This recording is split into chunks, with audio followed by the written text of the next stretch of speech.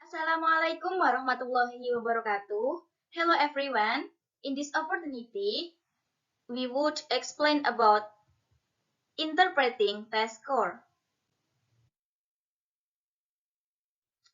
We are from group 6, but before we explain to that, let me introduce our member group. First, Amalia Maulidina, and second, Aulia Nikmatus. So, in this opportunity, we would explain to you what is interpreting test score. As you can see, in the mind mapping group 6, there are interpreting test score. Interpreting test score divided into those are definition and item analysis. In the item analysis, there are two parts, that is item difficulty part and item discrimination part. The first explanation is about definition. So, this explanation for you. Definition of interpreting test scores.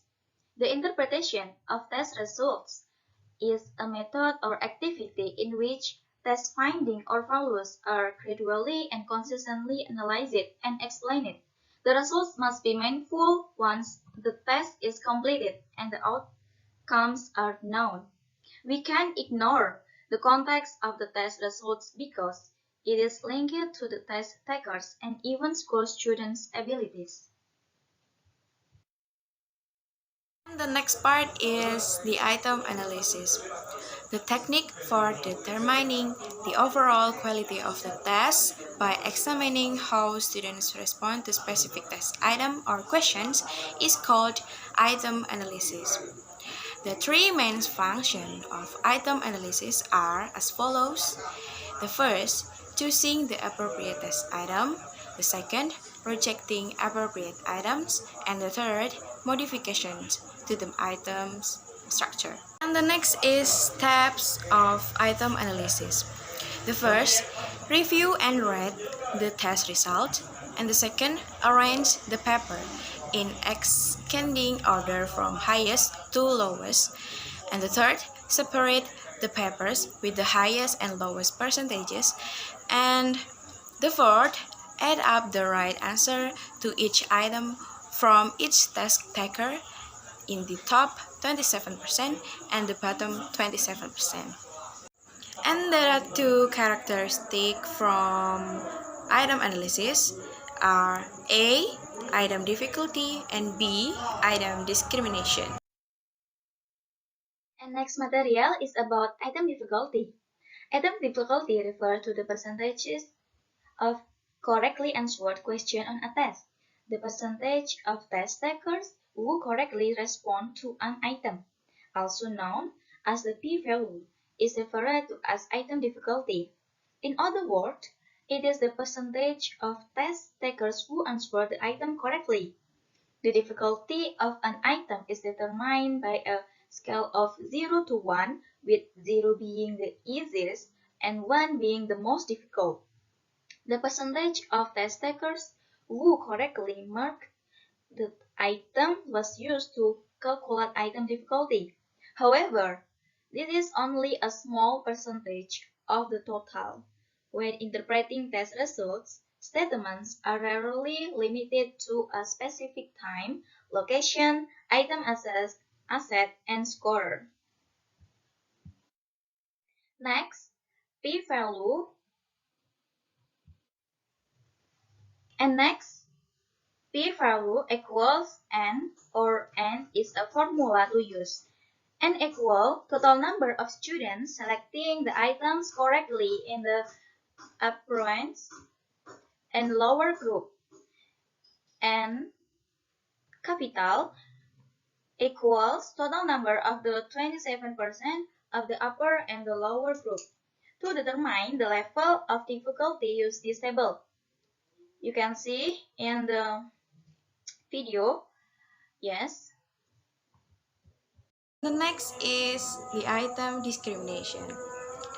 The goal of item discrimination analysis is to find candidates who consistently perform well on diverse items.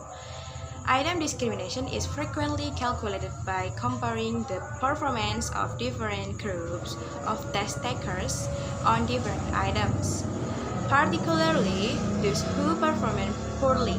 Those that do well on the test overall should be those who in general get in properly. As difficulty increases, items with low item discrimination indicates should be reevaluated. Next, item discrimination. Item discrimination index in the difference of the proportion of the correct response between the students in the upper group and the proportion of the students in the lower group. In item discrimination index, or DI for short, the way in order to calculate the discrimination index.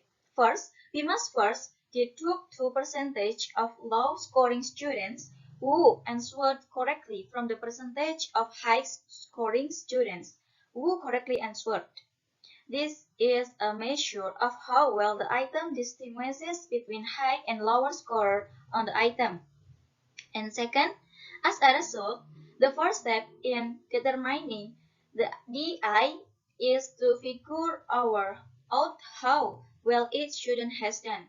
This means we must count the quantity of items each student correctly, which we already do. And last, after that, we assign students to groups based on their cumulative test score. So, when we say an item must discriminate, it simply means it determines the students who know the lesson or content and those who don't know the lesson or content. It can be positive, indicating that more students in the upper group correctly answered than those in the lower group. And it can be negative, if more students in the lower group correctly answered than in the upper group. It can be zero for indicating that the question was properly answered by an equal proportion of students in the upper and lower group. And the formula for calculating the D value, often known as the discrimination index. And the last is the conclusion. The most fundamental conclusion to draw when evaluating scores is that they are the result of an example of a measurement technique. Inference presupposes that the mechanism for assigning a score is consistent with the measuring procedure specification. This type of inference is based on procedural evidence. Some aspects of the measurement technique can be accurately determined. Questions and scoring keys are frequently standardized in attitude and personality inventories, as well as some assessment. And that's all about our presentation today. Thank you for your attention. I'm sorry if we have mistakes. The last I say, wassalamualaikum warahmatullahi wabarakatuh.